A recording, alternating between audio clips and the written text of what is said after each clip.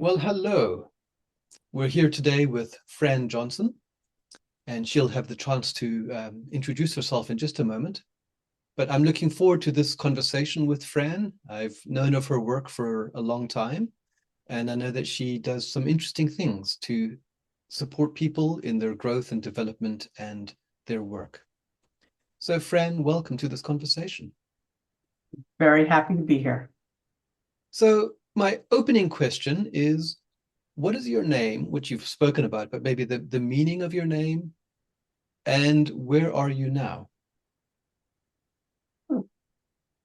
Um, my full name is Frances Johnston, and that's Frances Johnston with a T, as it often gets schmurgled by people. And I have no middle name.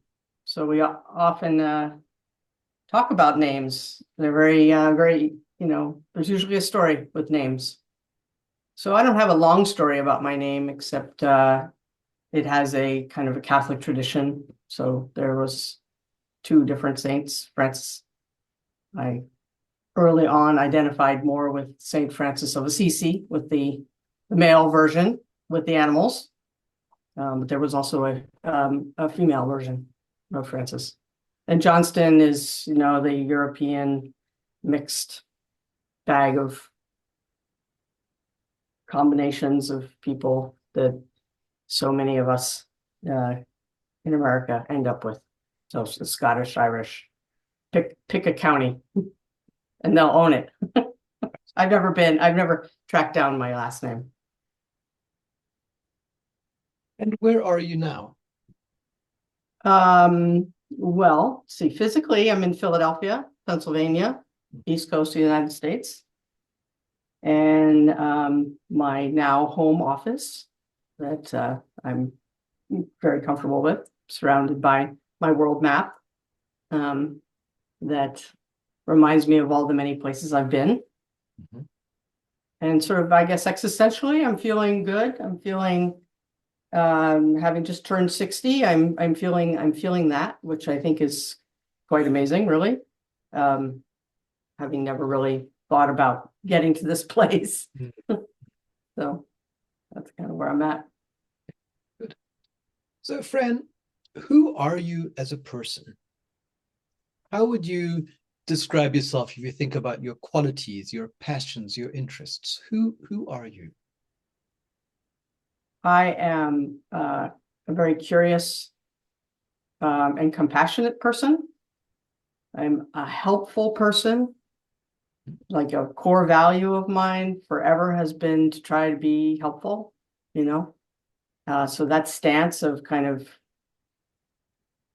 leaning in and being curious and sort of tracking things is very innate to me.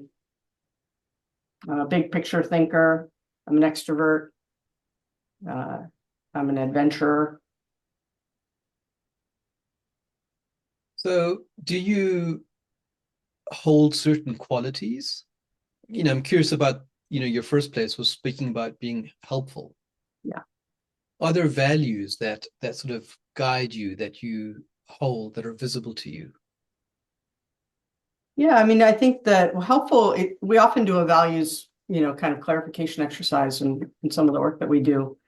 So I think about this question every time I run a workshop and we ask everybody else to think about the question. So it comes easily to me to say that, when I was recently going through my deceased parents' stuff, materials, I found a folder that had report cards of mine including from elementary school. And so the qualitative statement about me was literally, Fran is so helpful.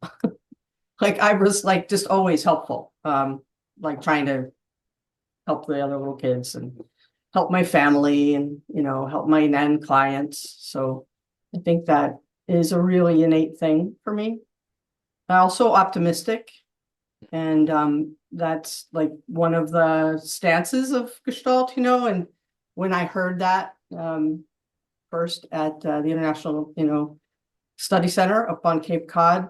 I was like, oh, that like that actual state, like a stated stance, as being optimistic, an optimistic stance that really resonated with me also,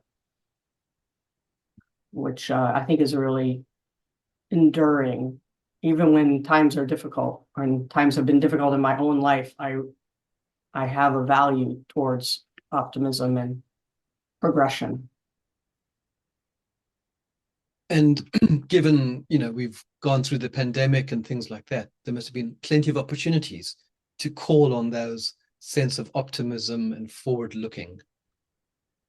Yes. Well, that was hard, you know. I think that's when I was most challenged to kind of interrogate my own sort of optimism. I mean, it wasn't feeling very it was feeling pretty big. And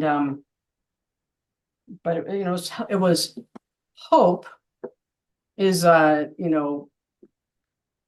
very compelling, that's also essential or integral to me, is a hopeful stance, like things. I really do believe that, we can make a difference, things will be better.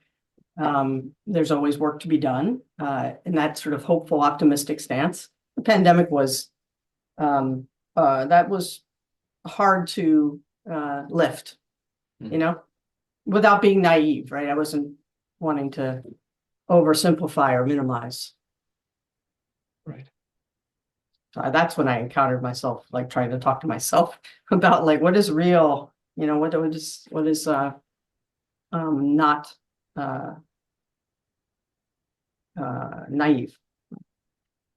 So how did you work with that? I'm curious, working through that. I don't know if you necessarily resolved it, but what was some of what was going on for you as you worked through the pandemic and interrogating, if you will, this question of what does optimism or hope really mean in this real world we have right now? Look, it's a great question. I think it is paradoxical, right? So I kind of leaned into, like a realistic look at what was really happening, as much as I could see here in Philadelphia, right? Where we were quite shut down and our things were limited. And of course, like so many other people, our clients shifted on a dime. We had a coaching program that was, very well designed as a residential program. And then and we had a bunch of people in motion. So we shifted, which was compelling. So that was, I think, part of how I also coped or kind of worked with it was with the novelty of like, well, okay, how do we do this? Right. How do we do this? And I did some amazingly wild work during the pandemic because everybody was in an innovative, have to figure it out, can't do it the old way space. And so we did, we did an action learning project with 250 remote teams, all done virtually. I have no idea how, what was actually happening, but, we sort of teed it up, that kind of experiments. Right. So that kind of kept me very engaged with okay, maybe this is the new way of working. I mean, who knows what the long-term future holds? Yeah. I mean, I think there was a lot of that. That's true. A lot of necessary innovation, right? And sort of doing things that felt very uncomfortable because we'd never had to do them before. We weren't sure if they would work. Yeah. Right. Yeah. And then sort of what is in us that allows us to show up and persevere through those experiments.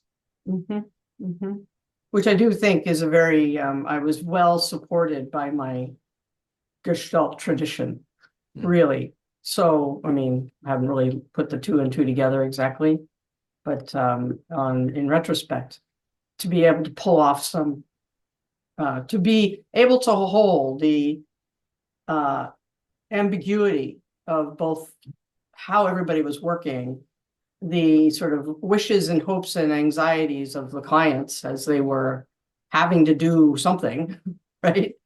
Did feel like kind of extreme process consulting to me at the time. Right. And Right. like, okay, let's figure it out. While we're also trying to learn digital technologies and, how to run meetings and I mean, literally tactically, as I'm sure you Right. remember. Yeah. Yeah. Indeed, I do. Yeah. Well, Fran, let's go back a little bit in terms of, moving from sort of talking about recent experiences, maybe to some of your earlier experiences. Is there an event or a set of circumstances that has shaped and impacted who you are?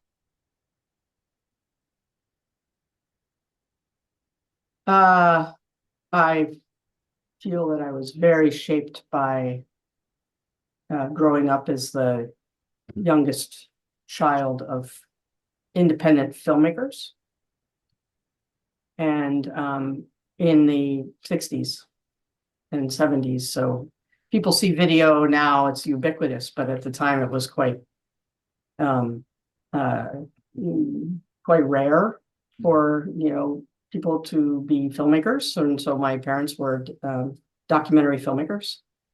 We grew up living in Princeton, but they worked in New York and they worked cross-culturally quite a lot. And so very early on, I was, carrying the bags along with my sisters and going to, visit indigenous Mexican villages and indigenous Native American Pueblo and other dances. I mean, in the middle of the 70s, it was really pretty crazy. And the family itself was fairly crazy, as one might imagine. So that opened my eyes to the world in many, many ways. So that was definitely formative. I mean, I don't even know how to say it any other way, but it was a very unusual childhood in a very conventional town that I grew up in. So like learning to navigate life on the edges was, just central to who I was. I sort of fit, but didn't fit. Other people's parents either worked at the university or for a company, and my parents did this thing in the middle, or that was neither actually. So that was a big part of it. That's an essential piece. And then as I grew up and came to realize that I was gay, that was another marginality that, has been just an interesting journey of self-discovery and self-limiting beliefs and cultural shifts. It just keeps one very awake. Right. That identity. Right. So that's interesting, that kind of early childhood experience of feeling different, having different experiences from the people in your hometown. Yeah. Right. And then just becoming more curious maybe about the margins and about the people that you encounter there. Yeah, I mean, it was another thing that's very formative that I've been speaking with a dear friend of mine about, Ray Fisher. We've been friends for 50 years. He's an African-American man who grew up in the same town. So we've been going back and forth about our experiences of the town and of the time. And I think, sort of more recently, what we've been appreciating and talking about, and you can see this in like all the posts on social media or Facebook from our generation. It was quite integrated. The schools, while the, minority group wasn't very numerous, the intent, like I had teachers who were Black, I had, it was a pro kind of integration time. And that's just, we all believed it. I mean, we never questioned it as children. That's the goal. And that we were living it. Right.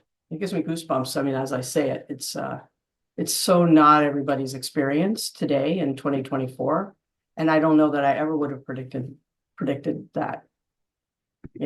It's very essential to who I am. I mean, I live in a majority Black city. I on purpose, you know what I mean? Like it rounds me out, right? To live in a diverse community, and having traveled the world, that kind of diversity also lives with me, but in a very intimate way is the way I like to experience cross difference relationships. Right. Yeah, so I'm hearing that sort of growing up in a particular time and place, you both had sort of novel experiences for Mm-hmm. what some of your peers would have done, but also that you had, maybe let me call them positive experiences, Mm-hmm. right? That sort of became a useful reference point for you going ahead. Yes, absolutely. And so when I went to graduate school, and took classes in sociology and kind of human development, and it was very also at Temple University, right, in here in Philadelphia. After going to an Ivy League undergraduate, right, where again I felt more on the margins, more like, I was more aware of my difference. When I went to graduate school, it was like the values were more in sync, and I felt more like of the place again, right? So it's kind of been an in and out growth process for me, like figure ground, really a lot of figure ground Mm-hmm. to think about difference and similarity and kind of conformity and deviance. So again, when I found the Gestalt world, I was like, oh, these are my people, like they talk about these things. Right. Yeah, yeah, kind of naming them and being open to exploring them, right? As Yes, opposed to trying to suppress them and sort of keep the difference away. I've never been very good at that. I really haven't, because I'm super curious, I said earlier, and I'm, fairly socially aware. So I see things, right? And then I say I say stuff. And that the art of doing that, I think, is kind of another thing that I appreciate about Gestalt, that it sort of gave me language and sort of method to work with the edges, right? Right, right. Yeah. So I'm curious, who has had the most impact on who you are as a person, as a human? Can you identify somebody? Somebody, some one person. Well, I don't know. not like necessarily all of your heroes, but Right. was there an encounter with somebody at some point that just was fundamental, pivotal to how you saw yourself, how you developed, who you are today?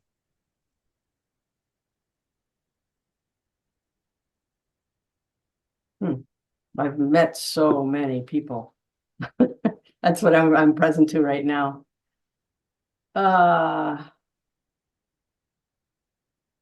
guess I would have to say my graduate school mentor and ultimately dissertation advisor, Susan Whelan, who saw potential in me long before I saw it in myself.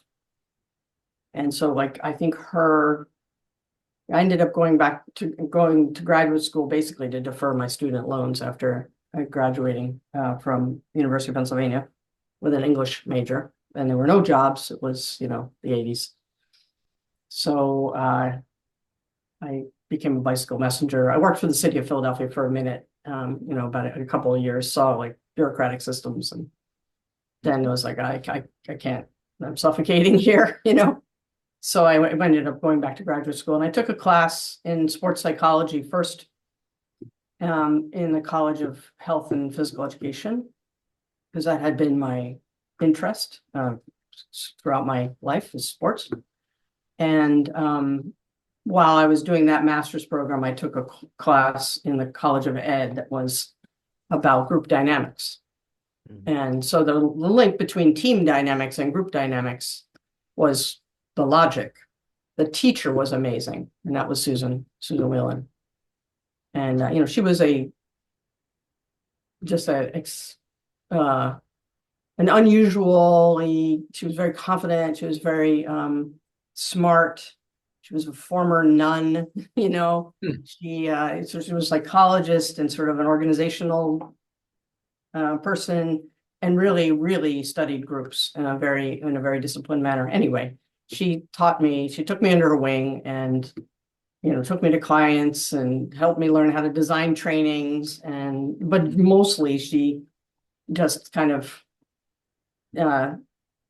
I mean, really took care of me in many ways for in graduate school, 5 years, but then that relationship went on for many, many more decades. Hmm. So So it sounds like you met her at a really sort of pivotal point for you as you were forming your professional identity in part.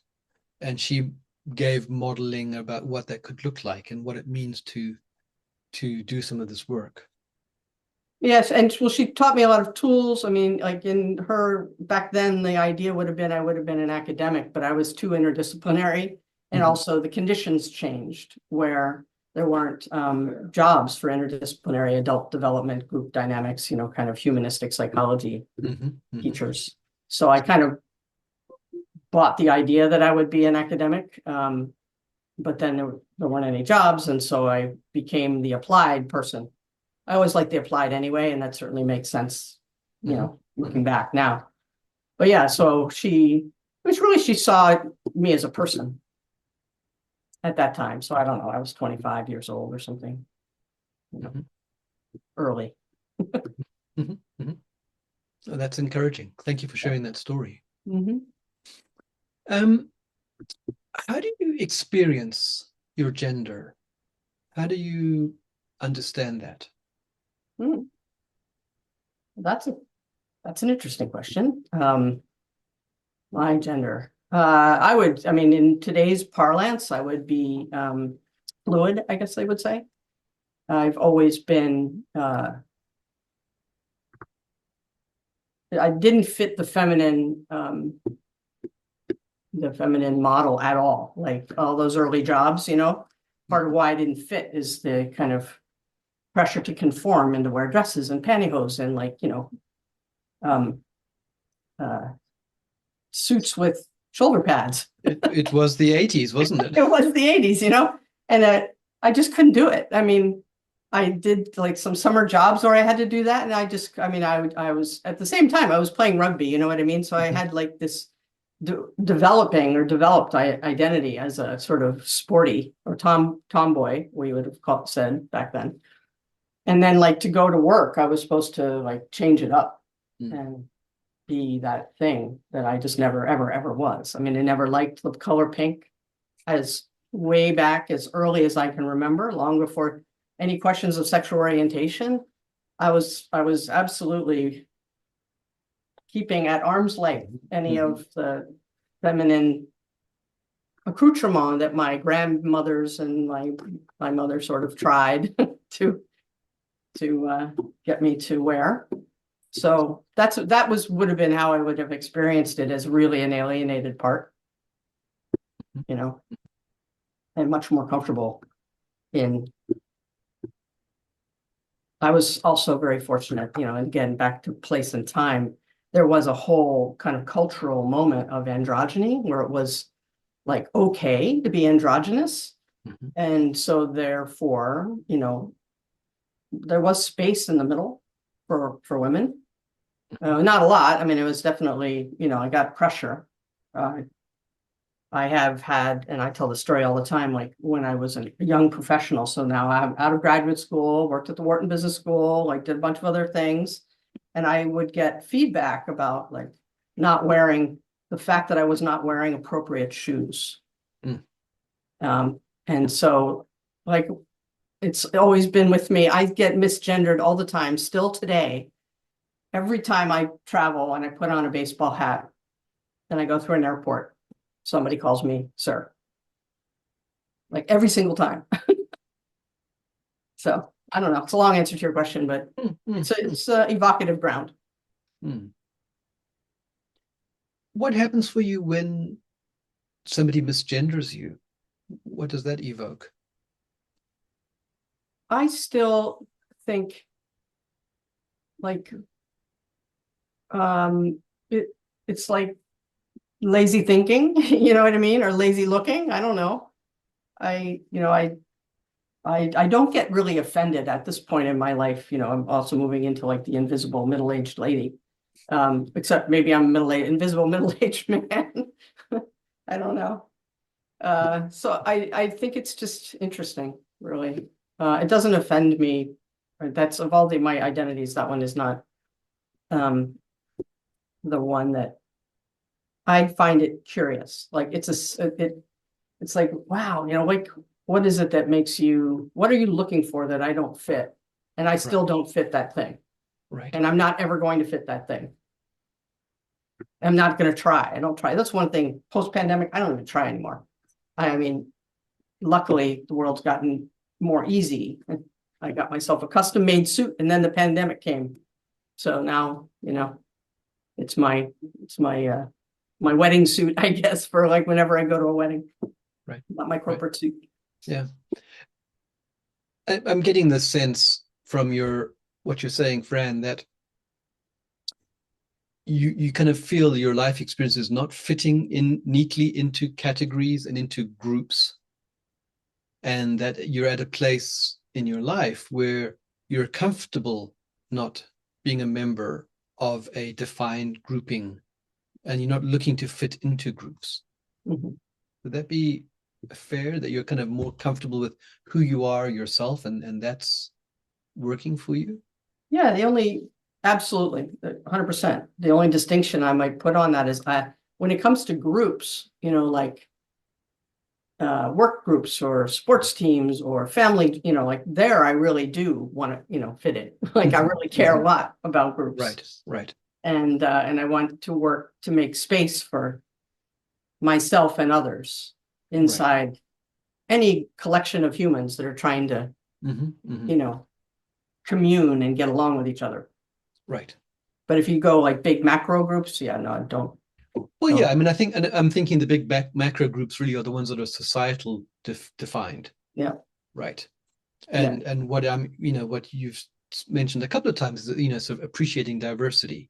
The benefits of a group that brings in different perspectives, but still finds something that it has in common that joins people together. Yeah. Yeah. I mean, I love the Gestalt idea of, creativity at the intersection of difference, really. And that, like, it's not something that we should be afraid of. We just need to learn to, like that stance, the optimistic stance, or the stance of like, wow, that's like, tell me how you see the world. And, and I'll tell you how I see and experience my world too. Is like a place to lean into, not to avoid or suppress. Right. Well, perhaps another aspect of your experience that you seem to be leaning into and exploring with curiosity is your age and the aging process. I'm curious, what are you experiencing in this, and what's what are you learning as you're going along? I am experiencing more grounded confidence. I guess it's like I think the pandemic was also kind of an interesting interruption, right? Like I feel like I went into the pandemic in my 50s somewhere, and I came out like 10 years older. Like it's really kind of an out-of-body experience of like, wait, what? I'm whatever, 58, 59, 60. And I missed a lot. It feels like I missed a lot. I don't know if I did, but anyway, it was different, right? So now I emerge into, what society would say is a benchmark.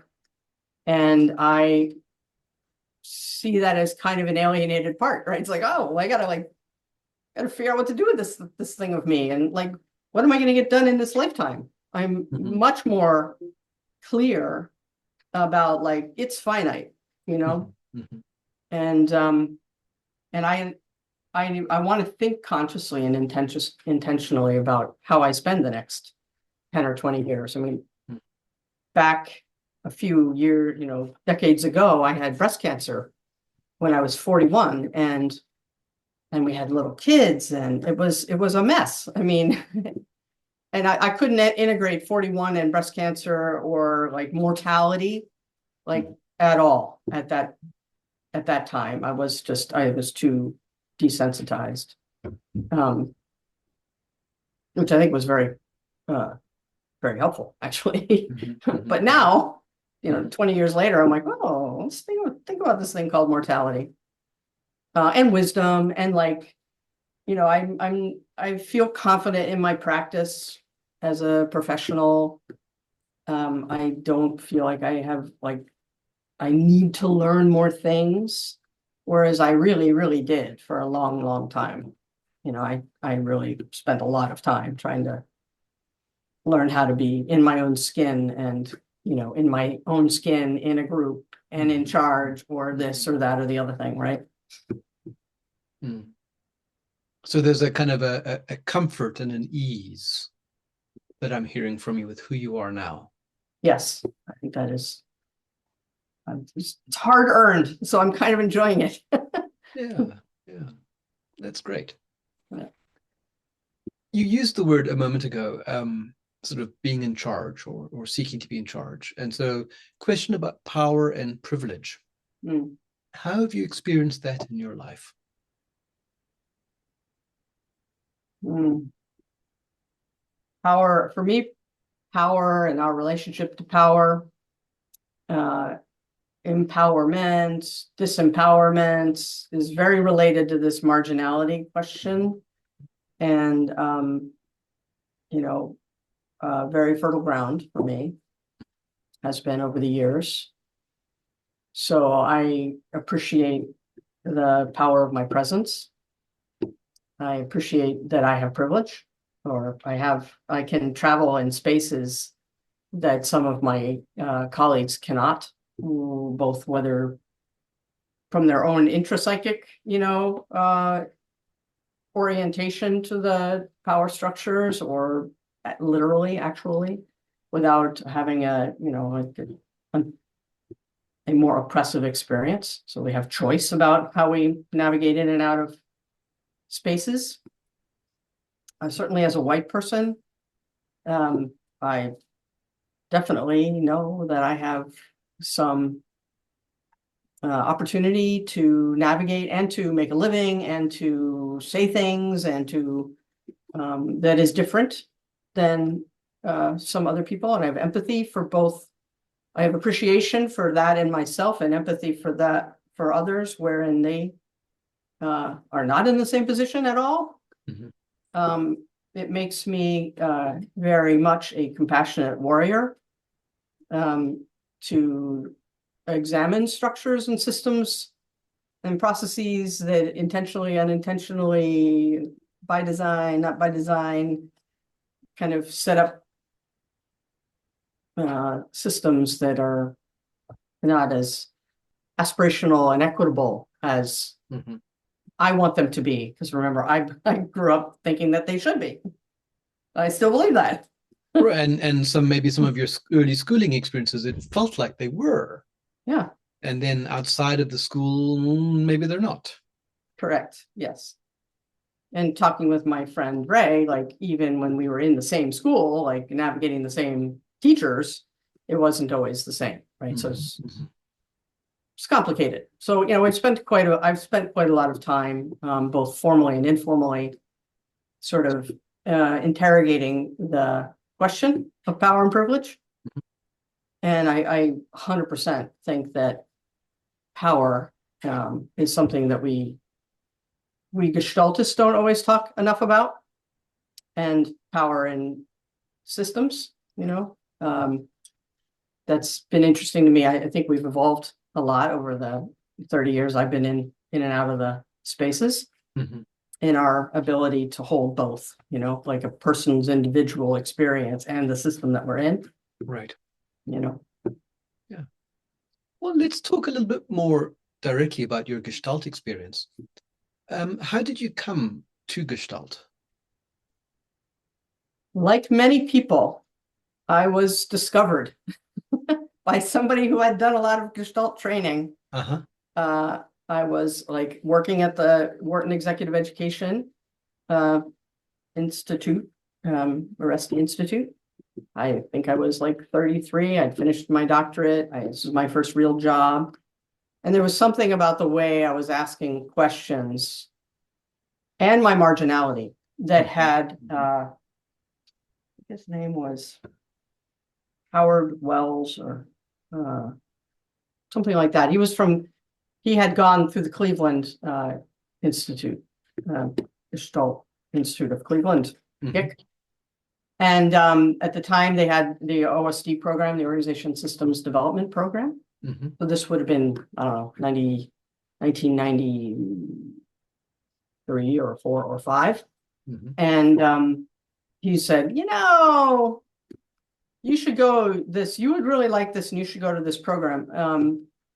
And I knew, like, I had done all the formal, you know, what we now call technical learning, like in my doctorate program, and I could sort of technically design programs. But I knew I was blocking myself somehow, like I was really anxious. And again, being that different person, and I wasn't wearing the dress, you know, and I was definitely gender nonconforming in a time and space where that was not at all. It was the only, let me just say. So like I was in a really difficult working situation. That on the one hand, I was learning a lot, and on the other hand, it was like socially very, very awkward and difficult for me. I was, as my mother always said, a late bloomer.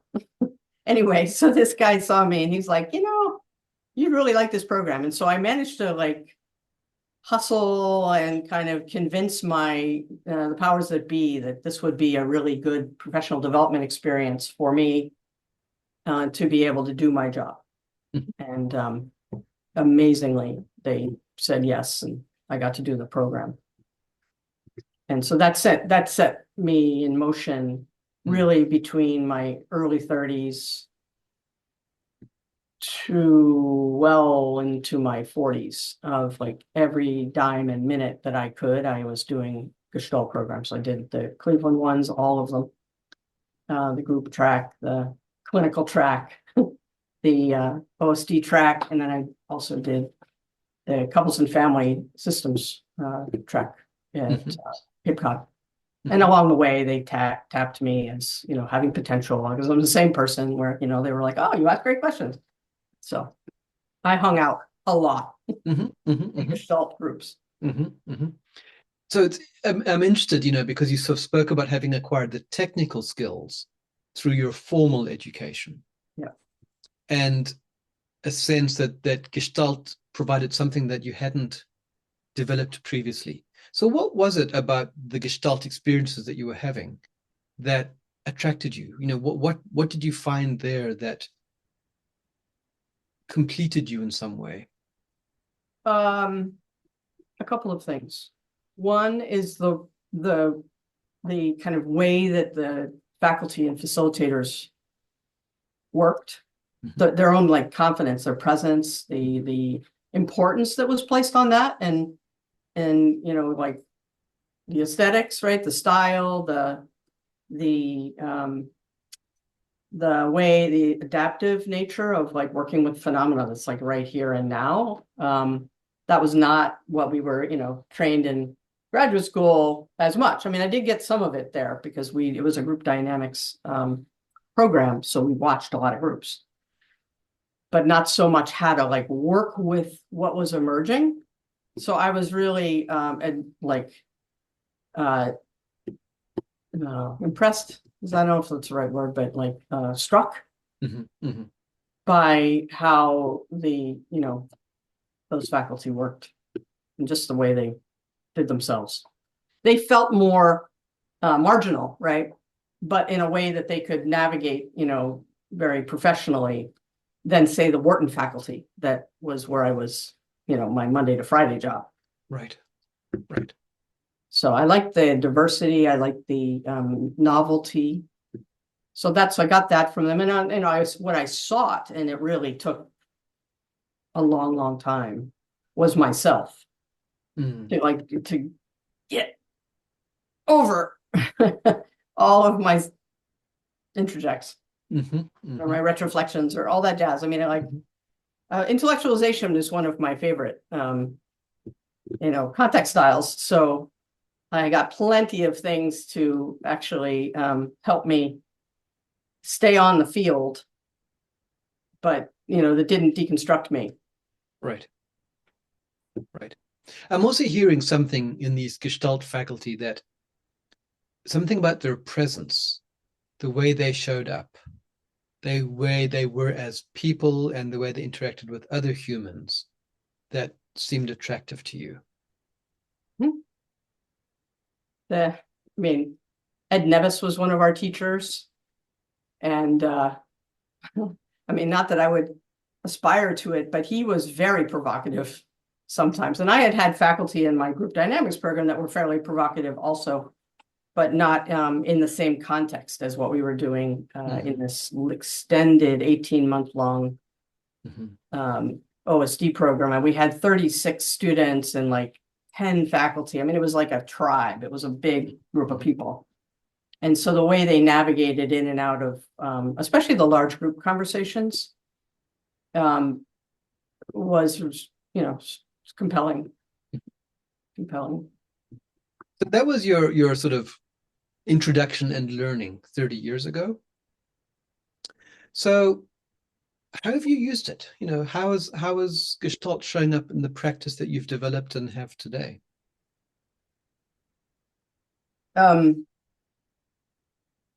All in so many ways. And I just want to link it was like 30 years ago, and then there was like not a gap. But I remember at the end of the first OSD program, and I said to asked what they would say, you know, none of this will make any sense until like 5 years from now. And I'm like, what?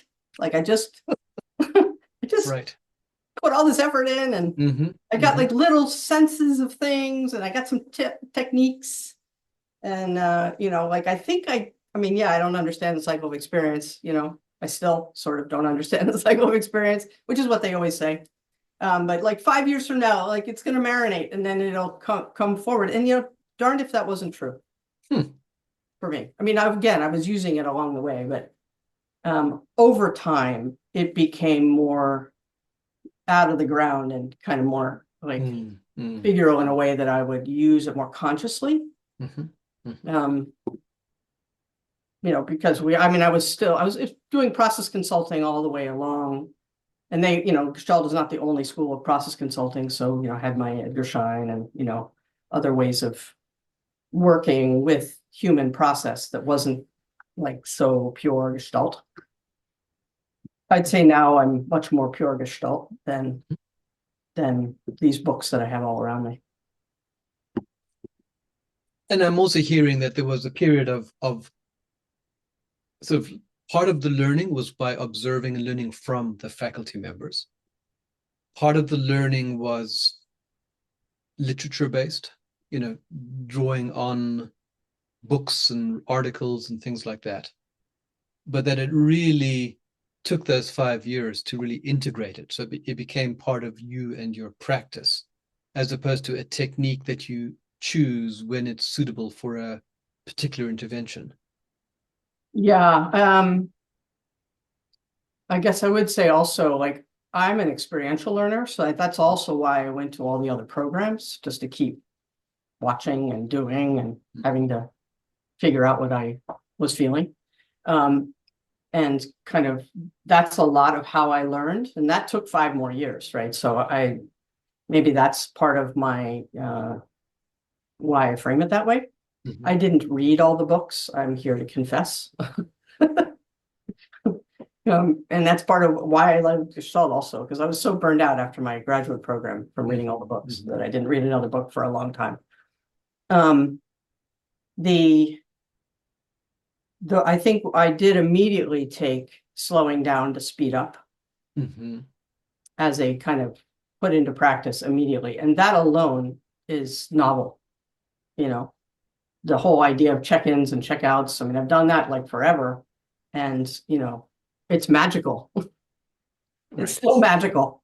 People are like, wow, that's crazy. Like, what an amazing meeting. And all we really did was use the unit of work, right? Yeah.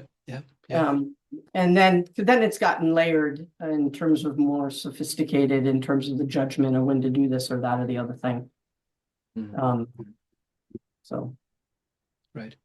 So moving a little bit beyond simply the professional realm, how would you describe the ways that Gestalt practice has shaped you, affected you as a person? Well, I mean, I think it's been the soup of self-transformation for me, like the air, the ethos, and kind of uh, like other awareness, right? This practice of sitting with myself and sitting with others while we're doing whatever we're doing, and being, attempting to be self-aware and socially aware throughout the process, like not going in and out of consciousness, but to try to be awake in my life, right? And that's easily said, not always easily accomplished, right? For various reasons. And then I was fortunate enough to have emotional intelligence kind of show up into my professional life right there at the end of the Wharton years in the late 90s. And that plus diversity equity work at the time that kind of kept me on my edge, kept me awake, kept me trying to live an integrated life. Right. Kept me awake, really. Like, I wasn't like doing something very different. I was sort of fortunate enough to make a life the way I needed and wanted, which is like not compartmentalized. Sure. Yeah. And again, picking up something I said a bit earlier, it's not about having a set of tools and techniques that get applied.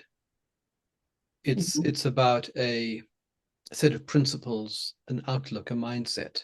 Yep.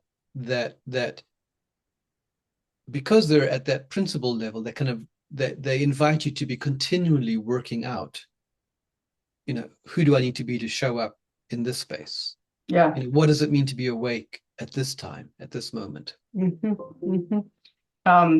funny, when I was thinking about this conversation or anticipating it, I was thinking about, well, I wonder, like, what would I say about, like, what would they ask and what will I say? And I think about the principles. So I was thinking about principles.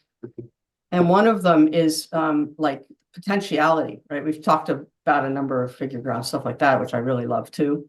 But the idea of like emergence, which relates to my value around kind of curiosity and like, I wonder what's going to happen. And like, I like that stance of, yeah, you never know, Right. Yeah. So that being on the edge of your experience, of your capacity, actually, to me, what I'm hearing is it sounds like it's a thrilling adventure, because there's a sense that something will be unfolding. And what's it going to be? How's it going to show up? How will I deal with it? But the simultaneously, Gestalt, there's things that are showing up that I'm not even aware of. Right.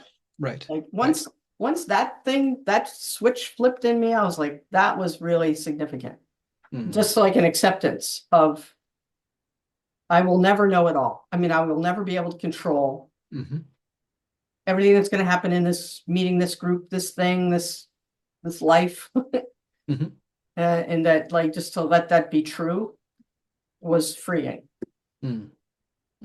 Which, it was a lot of work from a person who was really, really hypervigilant from some trauma experiences. I mean, I was hypervigilant, which made me a very good professional for a long time, but a very, very stressed out one. I mean, I accomplished a lot from my hypervigilance. Right. But then at some point, maybe related to getting older, I was like, you know what? Pandemic, who knows? Right. And assisted in that process by kind of your Gestalt orientation, having a language and some frames that help to maybe explain some of what you might be experiencing and give you a sense of what might be coming, or how to be ready to deal with it. Yeah, so that things, an acceptance, right, of what is, when we see it, acceptance of what is, and not like a belief in our capacity to to adjust and to adapt and to do a creative adjustment, right? To grow as a result of many things that will come at us, and maybe we chose or maybe we don't choose. But that's what growth is. And so an orientation towards development and growth, and that it's ongoing and lifelong, Right. helps a lot too. Right. Yeah. And so it strikes me that, something else that aids our development and growth are difficult experiences, challenging experiences. Mhm. Have there been any kind of challenging moments that you've experienced in your Gestalt practice? And sort of what do you draw from those? Many, because I mean, that quickly, many, because comes out because of this emergence question, right? So if we aren't overtraining, if we go using an experimental mindset, not in exercises, right, only, then, we don't know what's going to happen. So people have gotten anxious.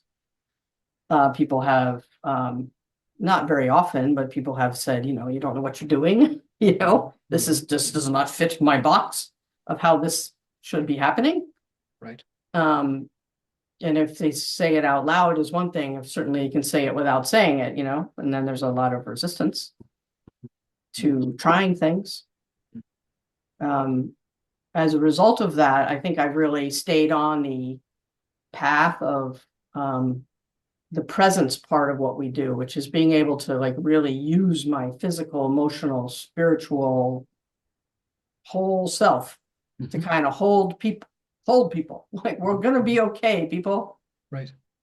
We're just going to be okay. And that kind of, people get that from me, right? That's the feedback that I get. Like, if you're in the room, it's going to be okay. And that to me is, a blessing, because that is not the way I used to feel. And maybe it's this combination of this conversation and aging and, all that, everything we've been talking about. So, I'm not one of the practitioners and in my own life that seeks to be provocative.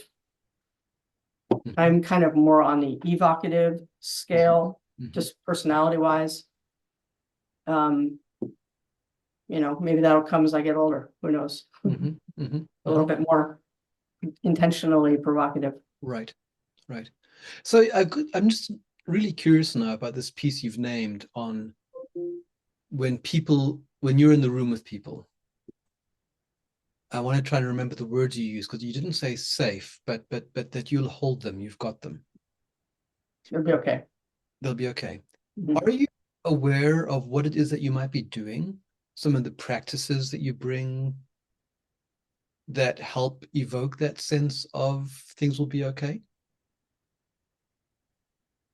It's a really good question, and it's one I've been thinking about a lot, right? As we develop coaches and we develop, process facilitators. It's like, it's this je ne sais quoi.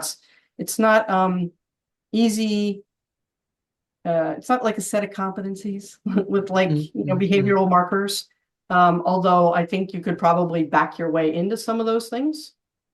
I think it has a lot to do with this self-development, not emoting anxiety or control or, an energy, limbic energy that is not for the task. You know what I mean? Right. It's more about us or our performance anxiety or whatever. So if it's some of that, if you can remove that, which comes with experience, I think.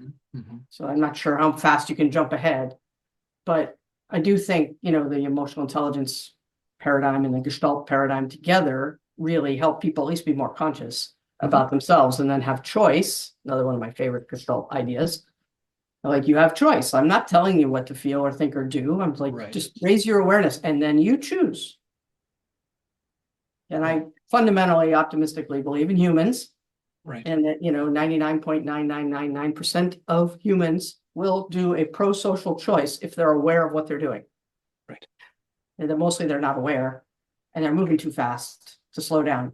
So that slowing down, the presence, paying attention to being in the here and now, right?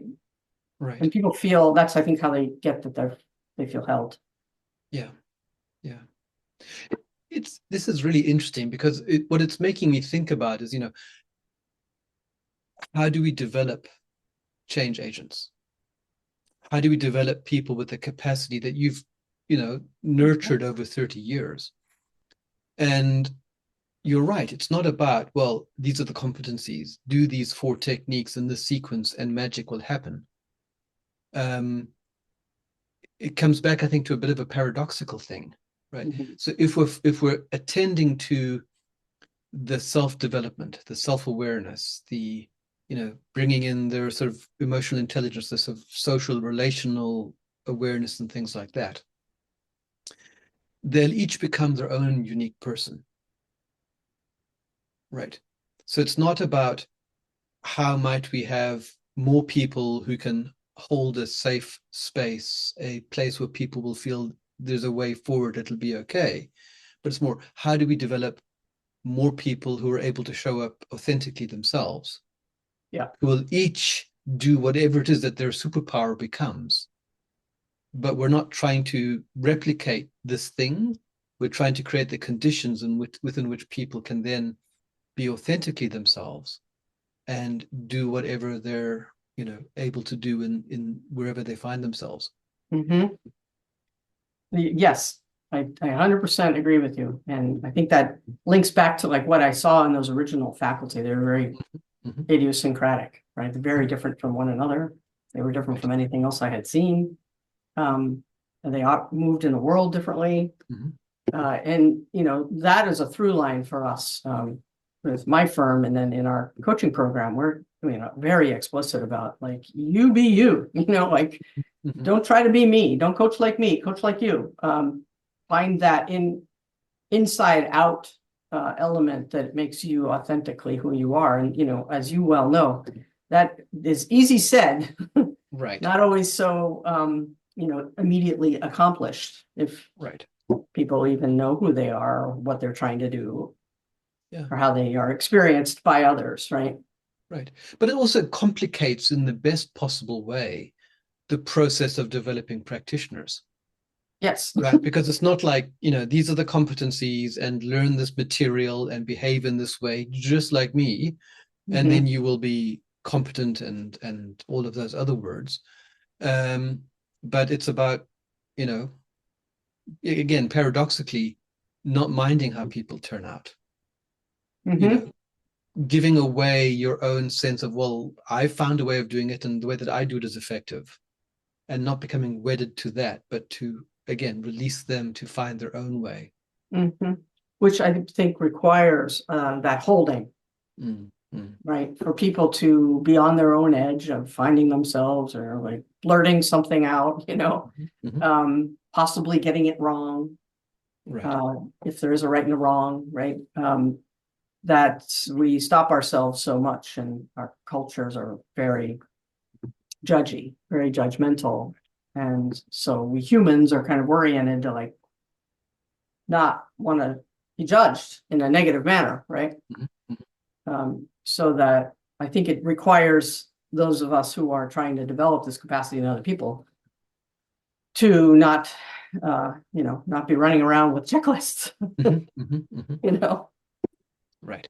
Right. It is, it's true. I struggle with this question a lot, because to find apprentices, to find the next generation, to, people will not have the time and space or value placed necessarily on their own development the way I did in my life, right? So I was both fortunate, but also driven. Like, I think I was going to save my own life. I don't think everybody, thankfully for themselves, or feel that same compulsion to sit in a lot of circles. Yeah, it's not a familiar or comfortable place for many people. No, and I don't know that they, well, I mean, I think our job is to keep offering the possibility of their own self-evolution, Mhm. and that really matters. Like Right. that's why you should value it, sit in circle, not, only to get more work or whatever, a new Yeah. technique, Yeah. Yeah. but because you will grow as a human being, and growing as a human being will have these knock-on effort, positive effects that you Right. seek. Right. Right. Right. So talking of circles, um, do you feel that you're part of a Gestalt community? Circle of people around you that you recognize as fellow Gestaltists? I do. More or less formally, more or less that they self-identify that way. Mhm. But because it's so important to me, the way I get to run our coaching programs, and we get to sit in circle, like, because I like them. Mhm. And I grow as a human, and other people do too. So then, people, I've have some fellow faculty, I have long-term associates and people that I've worked with. Anybody that I have worked with a Gestalt orientation becomes an immediate and long-standing friend. Mm, mm, I mean, it's just an immediate thing. mm, It's like, mm. oh wow, like even if I haven't seen you in 10 years, right? Right. Right. It's a way of being in the world that feels familiar to me Mhm. Mhm. and life fulfilling. Mm, mm. Doesn't mean that other people cannot be that, but there's a whole. Sure. Sure. Yeah, I mean, there's a recognizing of each other and a valuing of what each brings, is what I'm hearing. Mhm. Yeah, all the principles we've been talking about make for interesting conversation almost always. I mean, like, Right. Right. with interesting people who are, asking themselves interesting questions, Right. or looking at the world, through a curious lens. And so, that makes for a way of being Mhm. Mhm. that I really value. So, Right. I mean, I would love more, but, maybe that'll come in my next generation. Yeah. Yeah.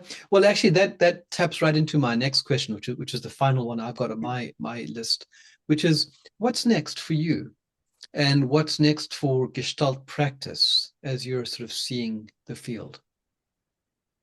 I think that Gestalt practice is, whether it's called it that or not, and I wish that it would be called it, is going to have another heyday. Mm, Just do. I really think it's so relevant uh to help people find themselves, their own voice, their mhm, own opinions in the context of technology and politics and climate mhm, and major social forces that would have us go quiet. mhm, mhm, And I don't think that's what we need. I think we need to not go quiet. People need to be awake, um, and in relation. So I think our human relation practice also, because of technology, like, it's going to be the other side. I really believe that. And I mean, I know that humans need to sit in circles like we've been talking about, and like, they need to grow because they're going to grow anyway. Why not do it intentionally?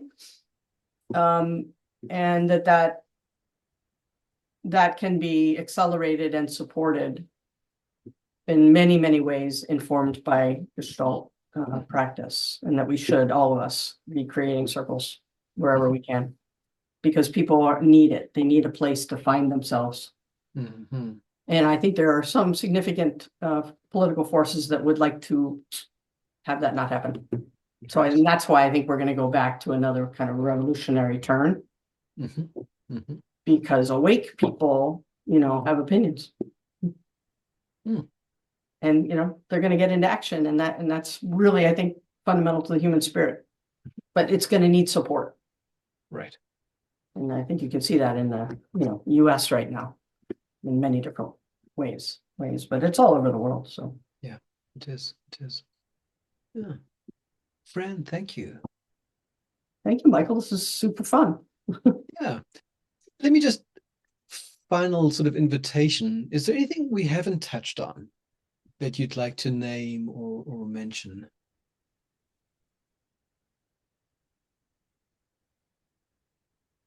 I think, I mean, it's throughout what we were talking about.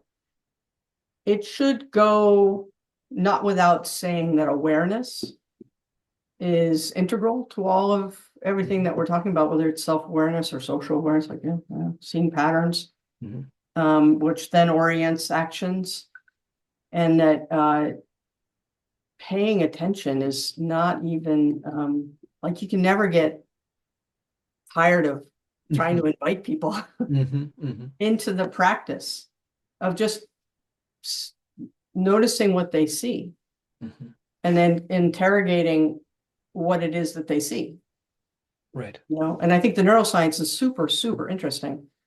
That backs up what has been our practice, anecdotal practice, or, the way that Gestalt emerged from the field.